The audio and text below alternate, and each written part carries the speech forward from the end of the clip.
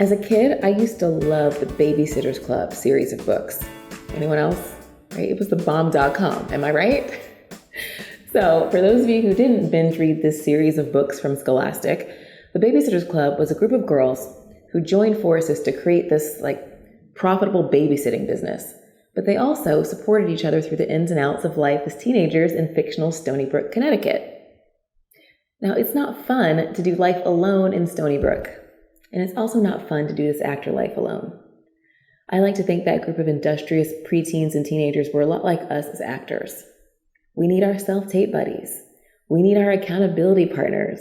We need people who we trust to give us notes and feedback on things that we create. We need our scene partners, right?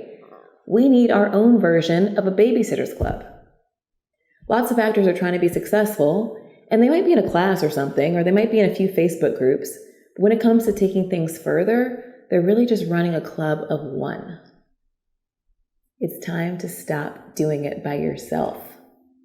So, think about who you can recruit for your Babysitters Club.